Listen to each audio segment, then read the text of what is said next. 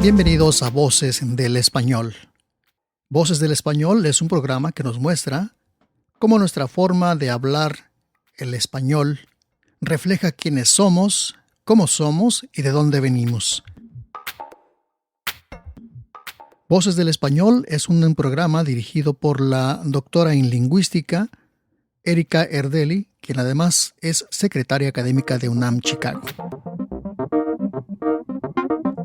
Bienvenidos todos a Voces del Español y bienvenida nuevamente la maestra Aida Espinosa. Ella es maestra en lingüística por la UNAM, profesora de español para extranjeros, y en un programa pasado nos habló sobre un tema muy interesante que fue el origen de la palabra hombre y sus implicaciones a nivel cognitivo también. Y el día de hoy nos presenta otro tema igualmente interesante, o quizá para algunos de ustedes más interesante, con más morbo, que es el origen de la palabra güey. Entonces, hablamos sobre el origen de la palabra hombre, ahora el origen de la palabra güey. ¿Qué no es lo mismo, Aida? Sí, ¿verdad? Se parecen mucho, tienes razón. Sí, mira, yo te quiero contar que, bueno, estoy metida en esto porque realmente ahora los estudios que hay sobre cognición nos hablan de que las palabras que usamos tienen un impacto en nuestra personalidad, en la cultura y directamente en nuestro cerebro, en el funcionamiento de nuestro cerebro. Entonces, güey, pues es, como bien lo dices, una palabra masculina que curiosamente usamos las mujeres, o muchas mujeres la usan, pero no la pueden usar en femenino, ¿no? No hay huella, por ejemplo. ¿Tú No la puedes, usas? yo no la uso, casi no la uso. Por ejemplo, la uso como interjección. Por ejemplo, me voy a caer o me tropiezo y digo, Ay, ¡ay, güey. güey! Ay, sí. Okay. Pero Pero no para hablarle a otra persona, así como, oye, güey, o... no, nunca. No, Fíjate que yo sí la uso, o sea, yo sí, o sea, depende del contexto, con personas que lo usan mucho, pero creo que la usaría solamente con hombres. Tendría que observarme más, pero sí se me haría raro, como dices, decirle güey a una mujer, no sé por qué. Fíjate que hice una pequeña encuesta precisamente para ver la percepción de la palabra. Entonces, te cuento que, bueno, es como una muestra de más o menos 30 personas, la mayoría hombres, desafortunadamente, pero las mujeres, que fueron como un 30%, la mayoría dijo que no la usaba, que van desde los 20 años hasta los 80. Entonces, la mayoría dijo, no la uso, pero sí la usan solo con amigas o con hermanos o con gente que se sienten muy en confianza. Y les molesta si su pareja o su novio, por ejemplo, eso me llamó mucho la atención de jóvenes de 30 años, de chicas. No, que me diga mi güey, pues ¿qué? No soy su güey, no soy uno de sus cuates, ¿no? O sea, no, yo soy su novia. Entonces, eso fue también muy significativo. O sea, se percibe como despectivo. Se percibe, es una palabra que tiene En las mujeres. las mujeres más que los hombres. O sea, los hombres, muy pocos me dijeron no la Es uso, neutral, ¿no? Uh-huh. pero Para las ellos. mujeres, sí, la mayoría dijo no la uso. Te voy a contar una, dijo no, ni que, prefiero que me digan vaca echada. No, eso me dio mucha risa, ¿no? Pero es verdad, o sea, hay un recelo particularmente de las mujeres para usarlo y de todas las edades, ¿eh? No nada más de mi generación, que podría decir que de joven no era tan común, era más de uso de los hombres o entre ellos o incluso a un estrato, como lo dice la doctora Barraza. Hay un estudio que están haciendo ahorita en la UNAM, que es un diccionario de palabras tabú. Y ella menciona efectivamente que es una palabra con un significado positivo, puede ser un significado negativo, pero ha adquirido una resemantización desde que será hace poco, ¿no? En el, ¿qué será? Siglo, pues, los 80 más o menos, se está cambiando a hermano. Te voy a decir lo que me dijeron. Sinónimos: brother, mano, amigo, cuate, vato. Positivos, la mayoría. Todos ellos positivos. Pero bueno, mira, te cuento la palabra, bueno, esto tiene su origen porque digo, se usa de manera tan frecuente, se repite diariamente, mucha gente la dice y creo que con los estudios de cognición que hay, sobre todo con respecto al aprendizaje, eh, yo pienso que va a tener un efecto, o ya lo está teniendo, también en nuestro cerebro, directamente en la manera en cómo aprendemos y en la manera en cómo nos relacionamos con los demás. Entonces, bueno. Aida, una Ajá. pregunta antes de continuar. Entonces, tu interés en estudiar esta palabra, ya lo dijiste, viene de cómo afecta nuestra manera de pensar y por lo tanto nuestros comportamientos culturales, cosa que es relevante en la enseñanza de español, por supuesto, pero también tienes un interés, por lo que comentabas al principio, de género, de Sí, perspectiva de género, ¿cierto? sí. Okay. Y sí, claro, por supuesto, porque lo vamos a ver un poquito más al final. Bueno, si da tiempo, pero güey, como la palabra chingar, es una palabra masculina, tiene un significado ambiguo, como ya hemos visto, de camarada, pero también de menso, y la palabra proviene de buey, que se usaban los bueyes antes para arar, no había máquinas para arar, entonces utilizaban lo que llamamos una yunta de bueyes, pero para que estos toros, es decir, estas vacas, bueno, en realidad toros, pues, eh, fueran mansos, no agresivos, los castraban. Entonces, el buey Wow. ya se podía dominar, ya lo podías controlar. ¿Y qué pasa?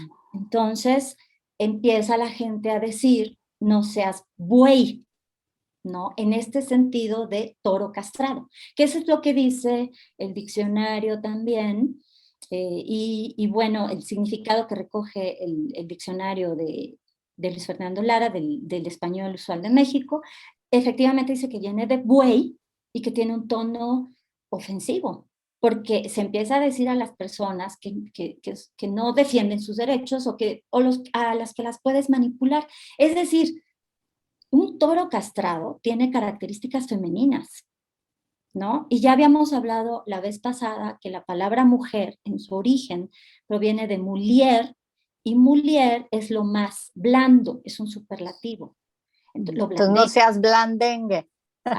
lo blandengue. O Entonces, sea, si cualquier cosa que afecte tu masculinidad finalmente, que puede ser el estar castrado o los cuernos, ¿no? El cornudo, el cornuto de los italianos, que es que la peor ofensa dicen por allí, que es, bueno, lo que afecta a tu masculinidad, ¿no? Te ponen los cuernos, pues eso afecta a tu masculinidad. O sea, siempre ligado también a la supremacía sexual del hombre sobre la mujer también. y fíjate que esto es muy importante para la cultura mexicana. Digamos que hay palabras también que han adquirido un sentido positivo en otras lenguas, por ejemplo, en el inglés. Tú sabes que la palabra, la voy a decir, digo, estamos en un contexto de español, Fuera de censura, fuera de libre de censura. censura. Entonces, Sí. la palabra nigger, bueno, nigga, como la dicen ellos, es súper, o sea, un blanco no lo puede decir, nadie lo puede decir más que ellos, los negros, ¿no? Los afroamericanos. Y entre ellos, ¿sí? Una palabra tan cruel, tan despectiva, entre ellos se ha convertido en brother, en hermano, en mi camarada, ¿sí? En mi amigo, y es interesantísimo cómo lo negativo se convierte en lo positivo, como una especie de resistencia, ¿no? De Bueno, resistencia en a la México agresión. tenemos la negra, la prieta Sí, linda, la negra linda, que también es un poquito esa ándale, sí, polaridad de pasar de lo negativo sí, a lo sí, sí, positivo. sí, pero no tiene la importancia que tiene la palabra güey, ni la palabra chingar. Y estas dos Cierto. palabras tienen una connotación sexual muy importante, denigrando a la mujer, las dos. O sea, denigrando lo femenino. Eso es algo muy fuerte, ¿no? Entonces, bueno, Bueno, no sé si, no sé si yo me apresuraría, tú ya lo uh-huh. investigaste más, a decir que denigra femenino más que el decir que cualquier cosa que afecte la masculinidad se convierte en despectiva y aparte claro, esa masculinidad, el negar la masculinidad, pues te lleva a la feminidad, supongo, ¿no? Entonces, en esa polaridad, pues, no sé si necesariamente va contra la mujer, pero sí va a decir, pues, si no eres muy hombre, pues entonces Sí, lo que eres pasa, afeminado, eres sí, lo que afeminado. pasa es que las palabras que se usan, por ejemplo, cuando dice, ay, haces, otra vez voy a hacer una, bueno, imagina, ¿me permites decir unas cuantas Lo groserías? que gustes. Por ejemplo, la gente suele decir, haces puras pendejadas, no seas güey, ¿no? Ujú, Es ujú. decir, está implicado en combinación con otras palabras esa eh, falta de determinación masculina desde el punto de vista, pues como lo hemos visto culturalmente, que lo virtuoso es lo femenino, lo del varón, virtus del varón. Es decir, en esta cultura en donde lo varonil es lo que es fuerte, lo que tiene un valor, lo que tiene honor. Entonces, lo femenino se va escondiendo y no nos damos cuenta. O sea, por eso, cuando digo, varias mujeres me dijeron también, es que es una palabra que me encanta, ¿no? Porque es fácil, es corta. Eso me lo dijo una persona de más de 60 años, que, que le encantaba y decía que su mamá usaba muchas groserías, que era súper grosera, pero que a ella le gustaba mucho güey porque la hacía sacar, ¿no? Está bien, sí, sí, es verdad, pero eso no niega, como también lo dijo Octavio Paz en El laberinto de la soledad, que la palabra, por ejemplo, chingón, eres un chingón, sí, se siente esa energía positiva, pero así como la palabra chingar, la palabra güey, no puede impedir su primer significado en la resemantización. Es decir, Pero no se utiliza güey en sentido positivo, así como qué chingón eres, no se dice, oh, qué güey eres, no, eso sí, siempre sí, sí, significa, sí se dice, por ejemplo, a ver, tengo aquí una frase, ese es mi güey, así mero, ok, ¿no? ok. O cuando una mujer dice, este es mi güey, así, ¿no? O sea, Ok. hay un sentido de alabanza, pero incluso en esos conceptos o en esas ideas, en esas expresiones, no se impide el origen primario, que es en este caso, de güey, en ese sentido, el amigo es el que siempre te va a decir que sí. El amigo no se va a oponer, al menos en la cultura mexicana. O sea, el amigo es aquel que es, que es manso. Y Uh-huh. que es cómplice, aunque no quiere, Ajá, es cómplice, es o se manso. espera que lo sea. Sí, o menso, a veces, manipulable. Porque mira, te voy a decir una cosa. En los años que estuve en Estados Unidos, yo logré tener algunas amistades, algunas más profundas, algunas más superficiales, pero cuando yo me atreví a decir, oye, ¿me podrías ayudar en tal cosa a un americano, a un estadounidense? Me decían así, ¿eh? No. No porque no, le digo, ay, sí, entiendo, es que es difícil, ¿verdad? Hacerlo. No quiero. Así, no quiero. Y no quiero por esto y esto. Entonces, para mí al principio era un choque, pero después entendí, wow, es otro concepto de la amistad, es otro concepto de las relaciones y es otra manera de permitirse decir el no. En la cultura mexicana, por lo que yo pues, he vivido y por lo que ahora me doy cuenta con más precisión después de regresar de Estados Unidos, es que no es tan fácil decir no. Y si dices no, es así como, ¿qué? ¿Sí? Es ¿Cómo? inaceptable No. culturalmente, ¿no? Si te invito a mi casa, no, culturalmente inaceptable, ¿no? Sí, es culturalmente. Entonces, sí habla de una cultura en la que nos han enseñado, por la conquista española, es evidente, en las palabras mande, ¿sí? Que tenemos que estar agachados, que tenemos que ser mensos, mansos, güeyes.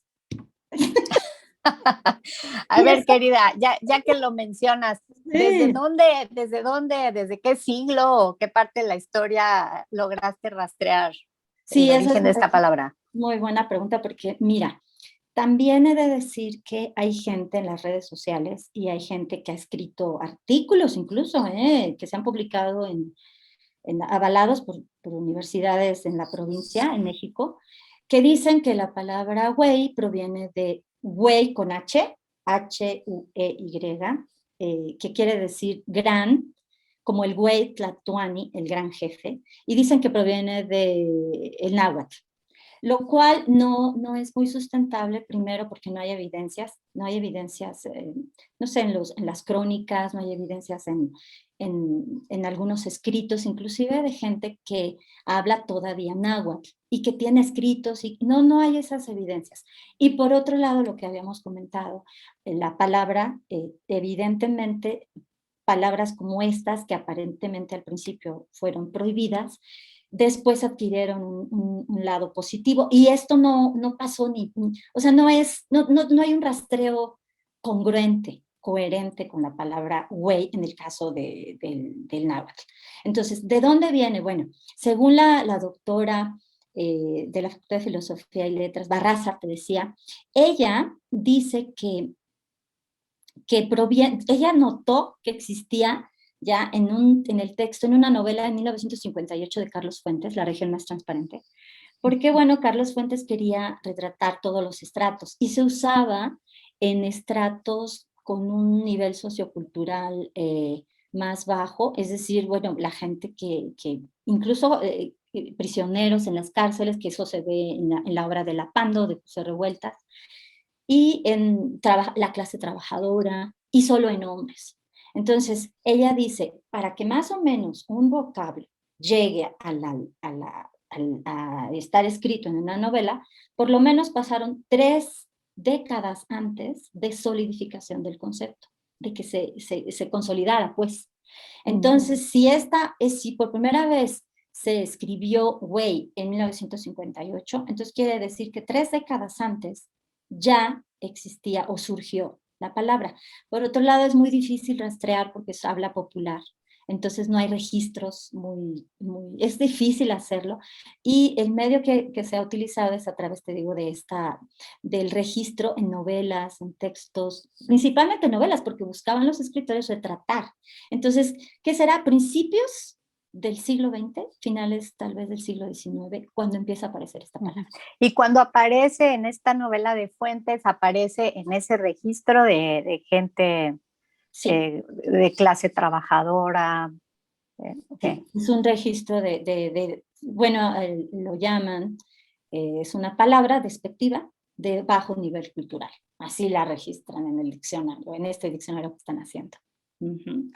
Y bueno, pues en el José Revueltas, en el Apando, él estuvo también preso en Lecumberri, y entonces en este ambiente de presos, pues se utilizaba mucho la palabra güey, con un sentido peyorativo, ¿no? Entonces, sí, realmente empieza así como te decía. Ahora, si bien la palabra toma, como te decía, es demasiado ambigua y toma matices positivos, a mí me parece que puede ser que, como la palabra chingar, puede traer repercusiones cognitivas. Y aquí vamos a entrar a esta parte que he investigado también. Mira, yo siempre he pensado, a mí me pasa que cuando pienso bien, cuando siento que estoy anímicamente bien, las cosas fluyen más. Puede ser una intuición, una creencia, lo que tú quieras, pero gente se ha puesto a replantearse esto también, y ha habido ya estudios que se interesan en ver cómo funciona y si realmente esta actitud positiva tiene un efecto en la longevidad. Entonces, en 1900... O sea, que tener buenos pensamientos nos haga vivir más. Sí, y por lo tanto esos pensamientos se reflejan en una escritura y un lenguaje de esas personas que son más positivas, cómo se refleja en lo que escriben, en lo que dicen y en su relación con los demás. Entonces, bueno, un señor es un doctor en psicología, se llama David Snowdon. En 1986 quiso hacer un estudio longitudinal en un convento en Estados Unidos. Y las monjas dijeron, sí, sí, no hay ningún problema, adelante. ¿Y en qué consiste, no? Entonces, él dijo que quería ver, simplemente ver cómo se relacionaban todos los días, qué hacían, qué rezaban, qué decían, y además sus escritos. Entonces, se dieron cuenta que la Madre Superiora tenía textos de todas ellas, que en ese momento ya estaban más grandes, entre 60 y 70 años, se dieron cuenta que tenían biografías de ellas cuando entraron al convento. Y bueno, todo esto que te estoy diciendo lo relata en uno de sus libros Luis Castellanos, que es un español que está estudiando, es un investigador, es un filósofo, que está estudiando el impacto del lenguaje positivo en nuestra personalidad. Entonces él narra este estudio y ¿qué descubrieron? Descubrieron que los textos que las mujeres tenían un lenguaje lleno de emociones, cargado de emociones positivas, como que qué alegre es estar aquí, es una bendición, es una maravilla poder, bla, bla, bla, todas esas palabras, y comparadas con las cartas y con las autobiografías de las monjas que no hacían esto, su nivel de vida era más largo. Y claro, eso también lo vemos en las... Se ha hablado mucho de los viejos, o bueno, de la gente que vive muchísimo en Japón. Y es gente muy tranquila, es gente que vive en el mar, es gente que se da el permiso de convivir mucho con la gente, que sonríe mucho. Entonces, esta correlación, ¿qué impacto a este doctor quería ver qué impacto tenía en el lenguaje? Entonces empezaron a investigar más, otro psicólogo que se llama Martin Seligman, también junto con otro equipo, y otros han estado investigando en qué medida el lenguaje impacta en el deterioro de nuestro cerebro. Entonces, los resultados que hasta ahora se han mostrado es que cuando la gente, en el caso, por ejemplo, de estas monjas, o en estudios que Luis Castellanos ya ha hecho en escuelas en España, tiene varios proyectos, por ejemplo, las palabras habitadas, y ha hecho con escuelas un registro de las palabras que usan diario los estudiantes y los profesores. Entonces tienen como una especie de auditor que dice cuántas palabras has dicho negativas, cuántas positivas, y lo han llevado al laboratorio y han analizado su nivel cerebral, digo, su corteza cerebral, y han notado que la gente que utiliza más palabras positivas tiene mayor concentración, tiene mayor capacidad para decidir en situaciones de peligro, en situaciones en las que se tiene que dar una decisión rápida, y también es gente que aprende mejor. Como te decía,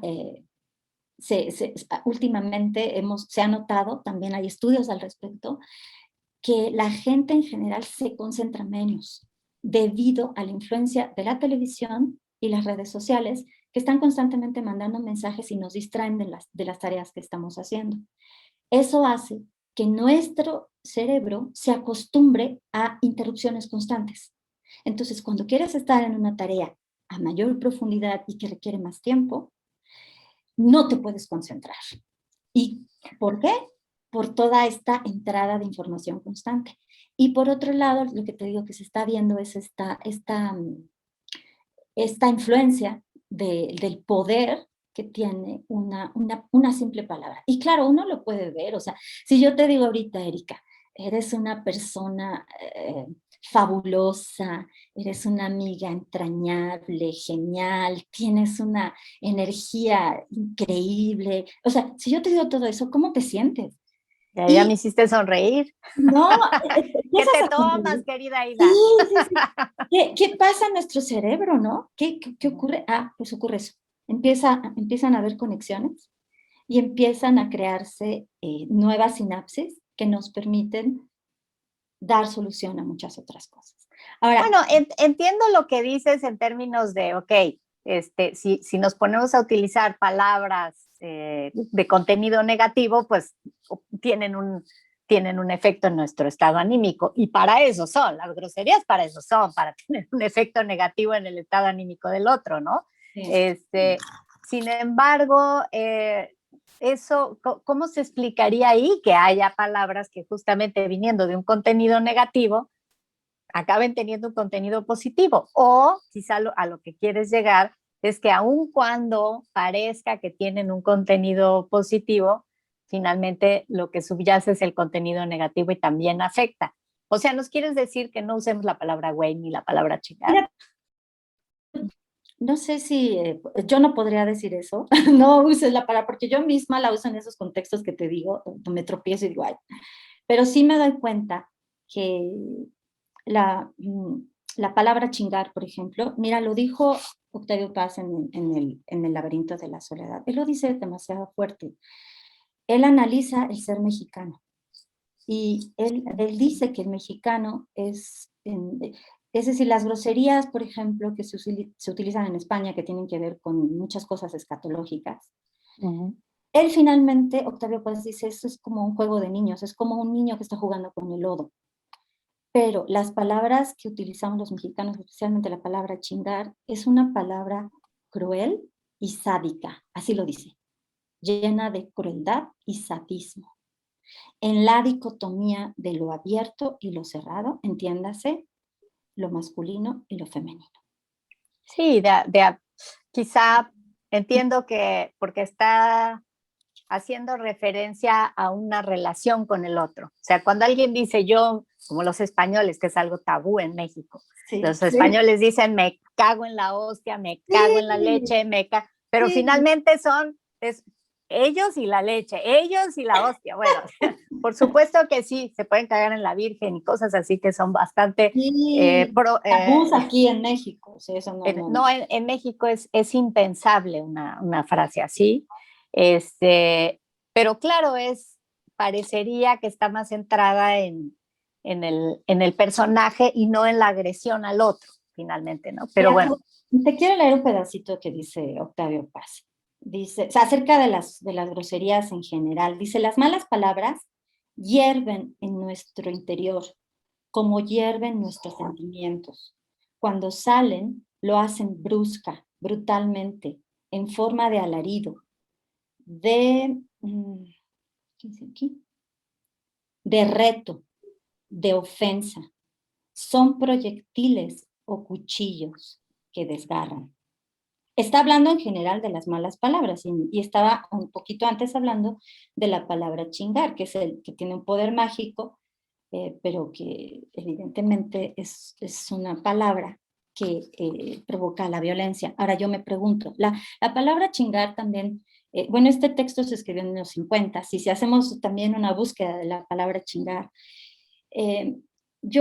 lo que dice Octavio Paz es que somos una sociedad violenta que se refleja también en nuestras palabras, ¿no? Eso también lo dice el laberinto de la soledad aquí. Ahora, yo me pregunto si, a mí me encantaría hacer ese estudio, ¿no? Estudio a nivel del cerebro y continuar con esto y ver en qué medida esta idea que desarrolló Octavio Paz se ha evidenciado en nuestra realidad.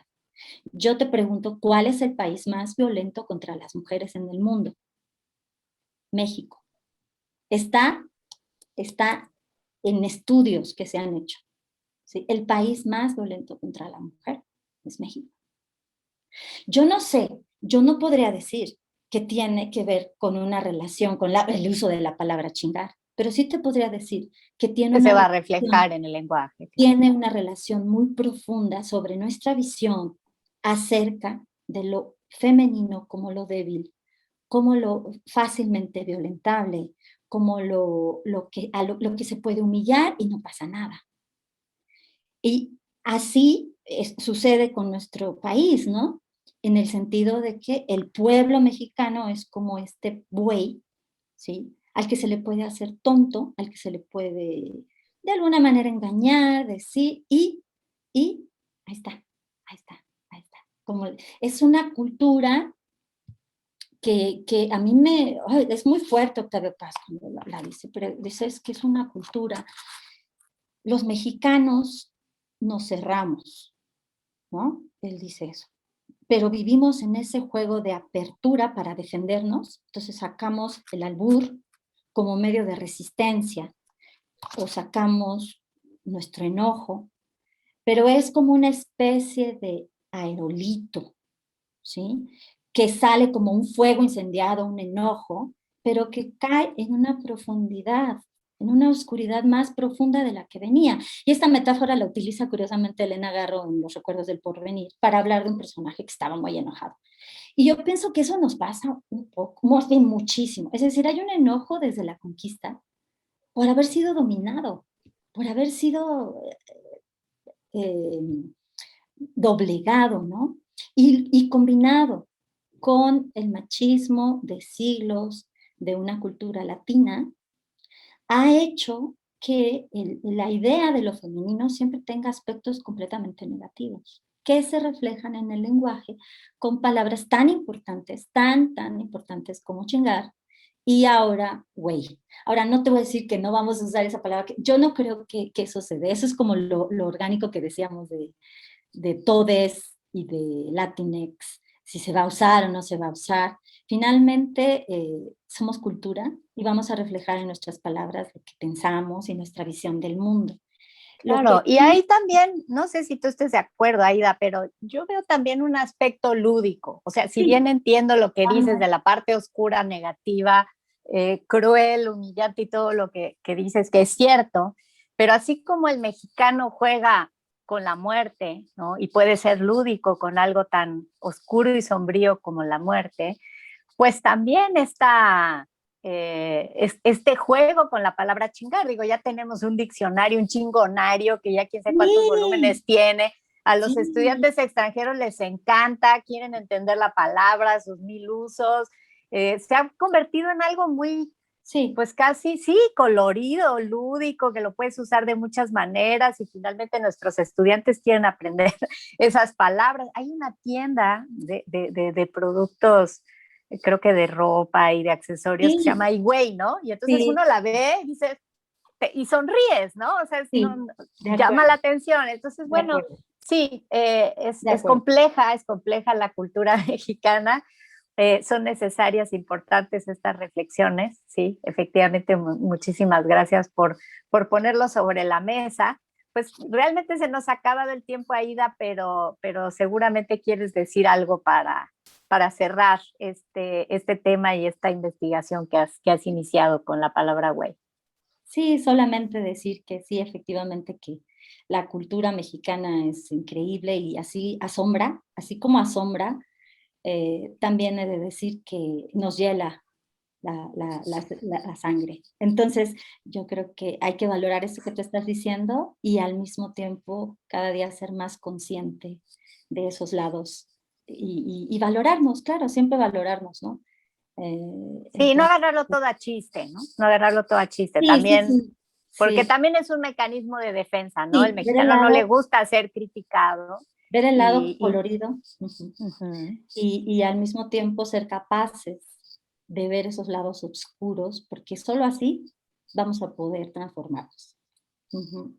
Pues bueno, pues muchas gracias, Erika. Pues muchísimas gracias, Aida. Ha sido muy interesante charlar contigo de nueva cuenta. Creo que vamos a seguir ahondando en estos temas. Ya nos hablaste de la palabra hombre, nos hablaste de la palabra güey.